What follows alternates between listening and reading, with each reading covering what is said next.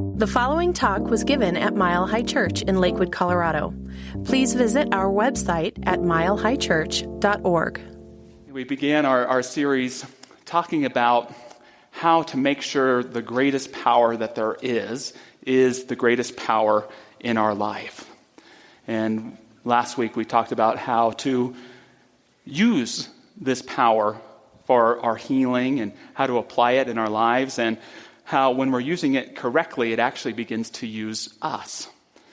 And today I want to share with you about how this power can inspire us and how we can use it, especially in the midst of challenges, in an experience of great transition or transformation, even in an experience of darkness, to know that this power is always with us. And when I'm challenged in my life, one of my favorite affirmations to turn to is just simply the knowing that God is with me and I am with God.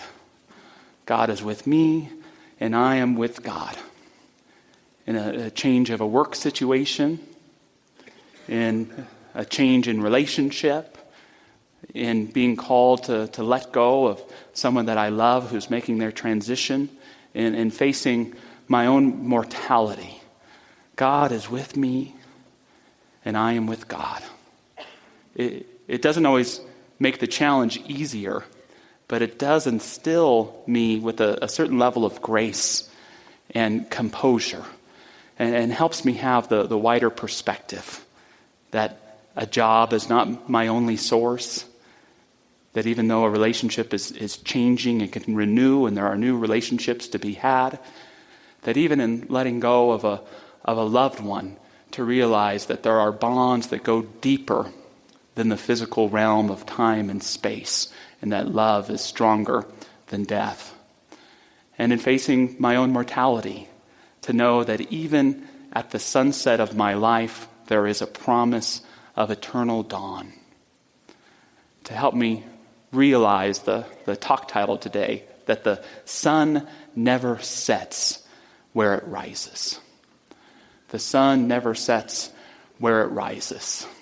And to me, that's what spiritual balance in a way is all about. To be at an ending in our life and to trust that a new beginning is on its way. And to be at a beginning in our lives and to have the consciousness that this too shall pass. So you better appreciate where you are. To realize that life is filled with dusks and dawns, but real balance is about not getting too sucked up into either one of them.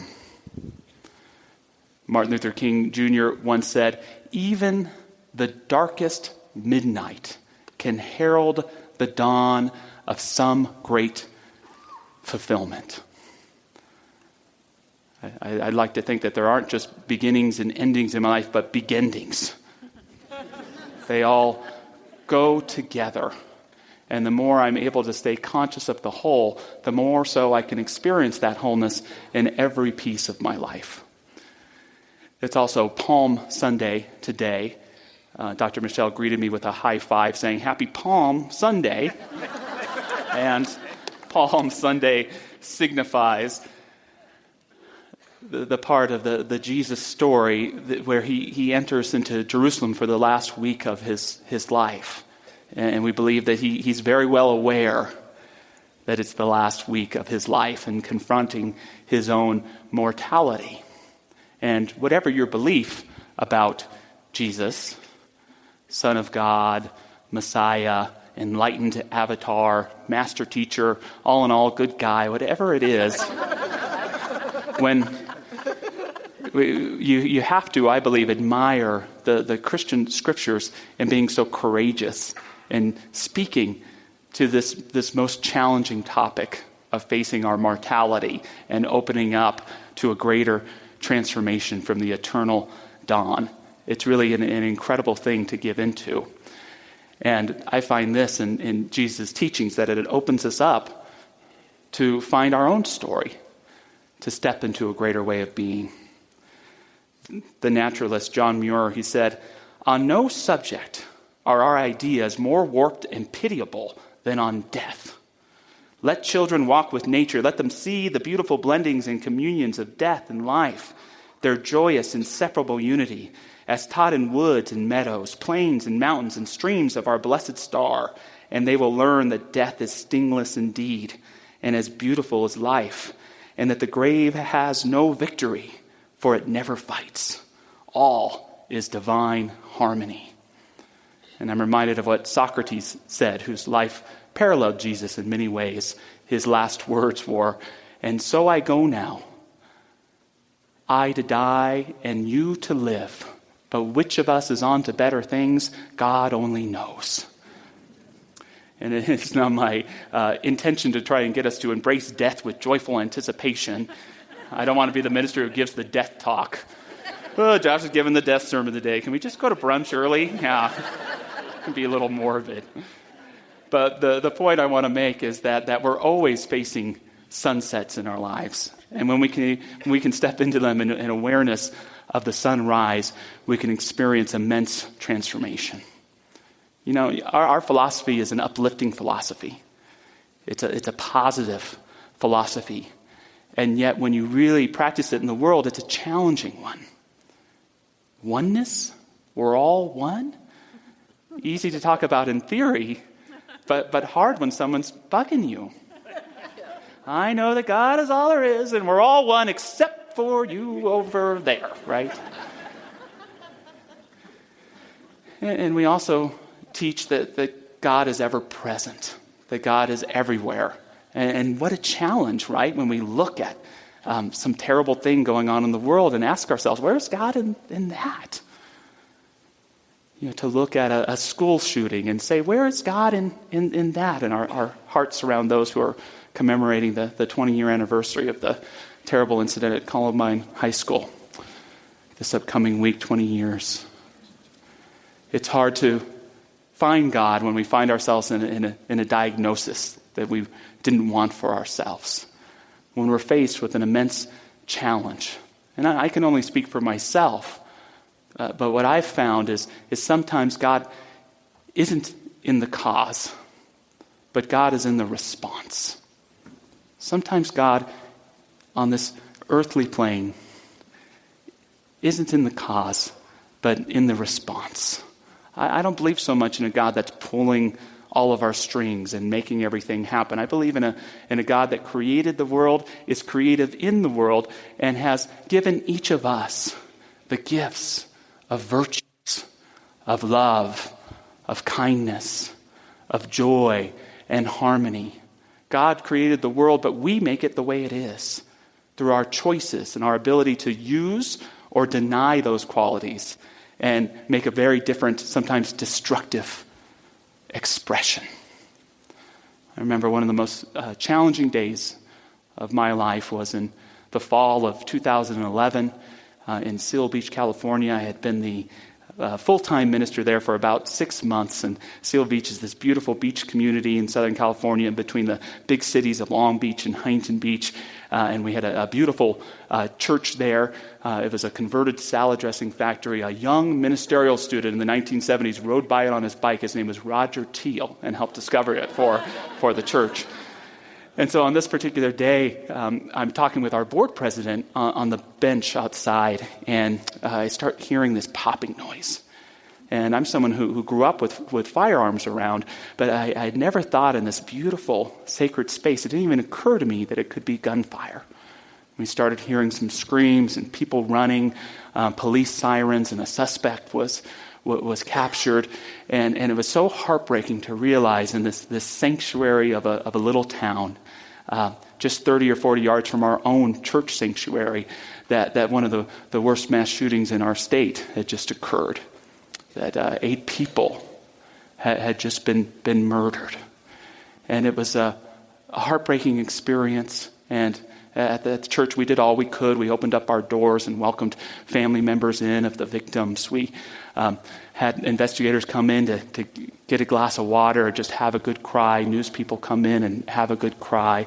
And it was so hard, so incredibly hard. And the press, they like to talk to the local pastors at this time, but I didn't want to talk to them. One, I didn't want to draw attention to the church in that way. And two, I probably would have been cursing a lot, maybe not have very pastoral things to say because of the anger that you get when someone misuses the gift of life in such a destructive way. But I knew it was my job to represent the community, and we had a vigil, and it was beautiful in that sense. But the reporters asked those questions, those gotcha questions. Why do bad things happen to good people? I don't know. They just do. Why would God let this happen? I don't believe she did.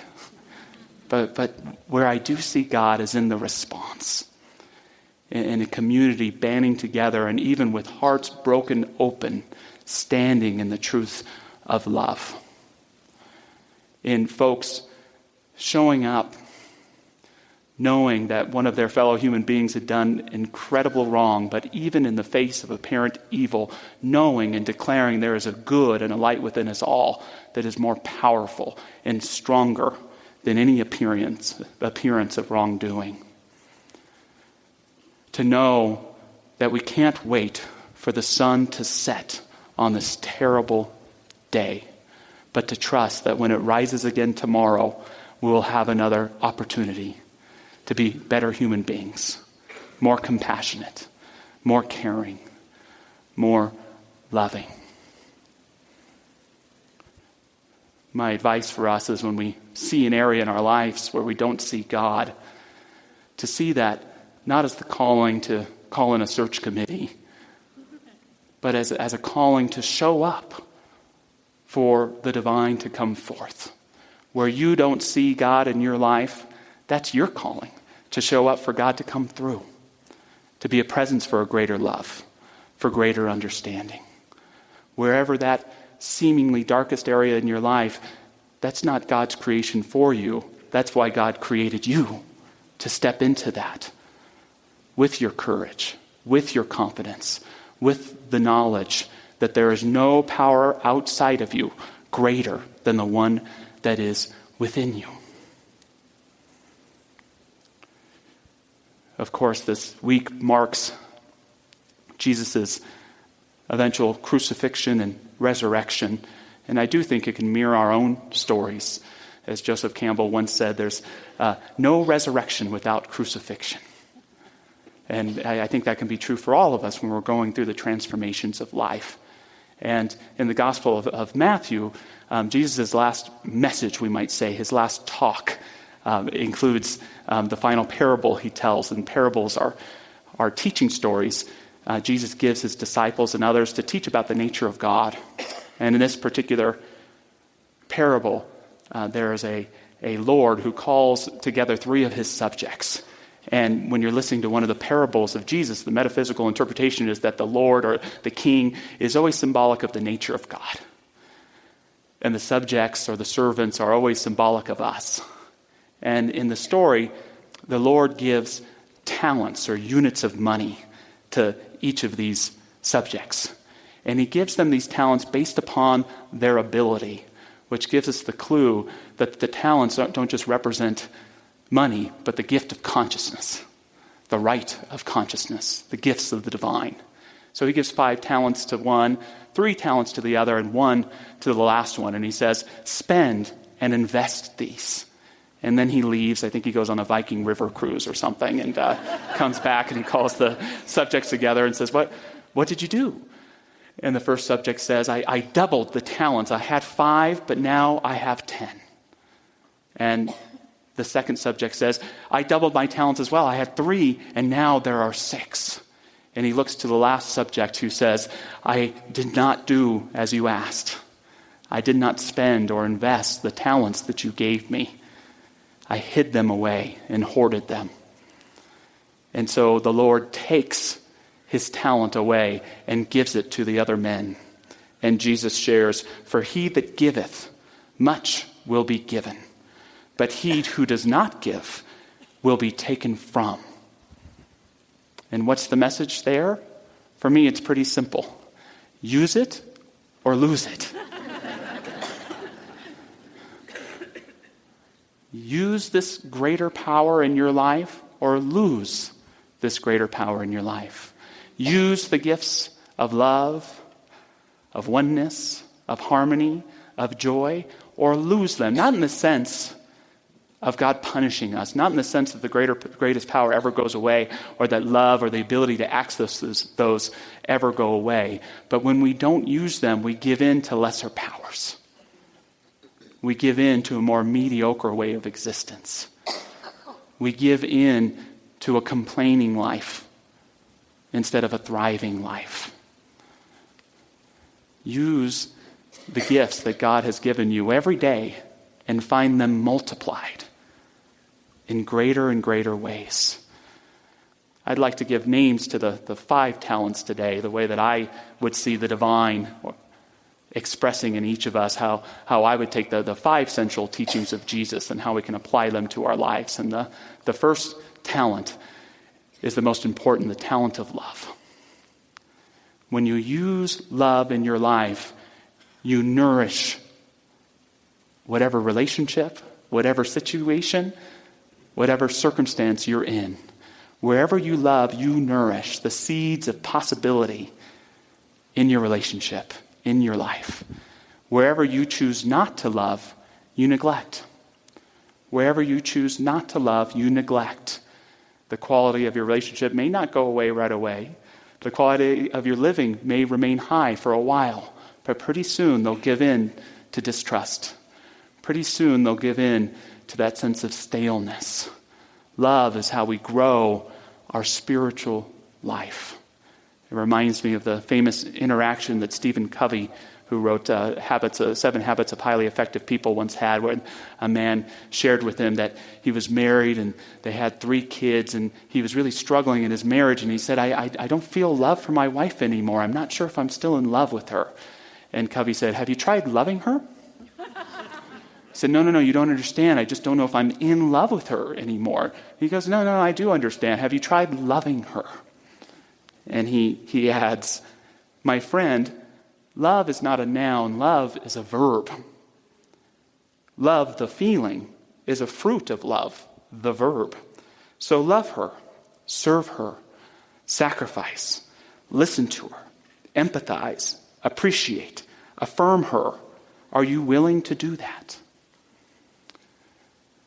The second talent is discernment. Where we utilize discernment in our lives, we maintain clarity. Where we don't use discernment, we lose clarity and give in to other powers. You've lost discernment spiritually when you see any power other than God as greater than the one that is within you, which is that spirit within you. And I think we underestimate how much Jesus teaches about discernment. To beware of the false prophets, to beware of the money changers. And we underestimate as well, even though the apostles and disciples went on to start the church, that they often weren't the smartest tools in the shed. And they sometimes ask, Jesus, when will the kingdom of God come? Where on earth will it be? What future date will it arrive? And Jesus says to them, the kingdom won't come if you look for it. The kingdom won't arrive any particular place on earth because the kingdom of God, the kingdom of heaven, is within you. Maintaining discernment helps us maintain the clarity of our deepest spiritual truth and helps us live them in our lives. The third talent is humility. Where we use the gift of humility in our lives, we're always opening ourselves to receive greater blessings. Where we don't practice humility in our lives, we think we know it all. We forget that God is the greatest power there is, and we think we are the greatest power there is, and we live with the consequences of the limitation. Jesus famously, on Palm Sunday, rides into town on a donkey. And there are a lot of interpretations of why this is, but for me, it's a mark of humility. I'd like to think, or just speculate in the story of Jesus, that he knew that he was going to die, but he wasn't sure what might happen after. But by doing this practice, he was opening himself up to receive that great blessing. And in this, he mirrors all of our stories in facing our mortality. Are we willing to face whatever challenge is before us with humility, willing to be blessed? The fourth talent is forgiveness. Where we use forgiveness in our lives, we move much quicker from the dusts of our lives into the dawns, from the sunsets into the sun rises. And the way that Jesus teaches forgiveness, it's not the kind of forgiveness where you get back together with Hank. It's not the kind of forgiveness where you let down boundaries where people have taken from you. It's the kind of forgiveness, at least in my understanding, where it's okay not to like somebody. But it's the kind of forgiveness where you realize and recognize there is no one unworthy of the love of God. The most radical, revolutionary thing that Jesus taught is that God is unconditionally loving. There's no one outside of the Spirit's grasp, loving everyone no matter what. And so his teaching of forgiveness is about giving the blessing for that love to occur. Our founder, Ernest Holmes, once said, "If you want to stay out of hell, no one can ever be in it." I have to pause and think about all the people I sent there. Pull them out. If you want to stay out of hell, then nobody can ever be in it because you're there in consciousness too. And for me, if that's true, it follows that if you want to be in heaven, no one can ever be outside of it. We must be willing to allow that love of Spirit to belong to everyone, no matter what. It's not easy, but it's the practice. The fifth talent is the talent of faith. Where we practice faith in our lives, we build a bridge between sunset and sunrise. We build a bridge as we move through that path of not knowing, the darkness we might call it, into a greater way of being. Where we don't practice faith, we hold on to the dusk. We fear letting go of even a challenging experience out of fear that we won't be cared for, out of fear that the truths we know in the deepest part of our hearts won't be true in our greater reality. Faith helps us to know that even in the midst of sunsets and sunrises, there is an eternal dawn, ever available, ever present. We can't always see it, but that's important to remember about faith. It's not about belief in the invisible. It's about awareness of the invisible. No one's ever seen love. No one's ever seen joy. We see them expressed. No one's ever seen the divine, but we see it expressed and showing up in our lives in all sorts of magnificent ways. And as we embrace faith, we begin to rise up. We begin to rise out of just the experience on the earthly plane where sunsets and sunrises are a daily occurrence. But we begin to see things from the universal perspective, where we realize that the truth is that the sun never really sets and it never really rises, that it's always there, shining its light, giving of its magnificence, holding the universe and all in it together in its perfect harmony. When we use the gift of faith, it helps us rise above all obstacles to see that from a higher perspective, they are very small indeed. Thank you for listening to the Mile High Church podcast. This podcast is made possible by the generous contributions from listeners like you. If you'd like to make a donation, text 720-230-1404 or visit us at milehighchurch.org.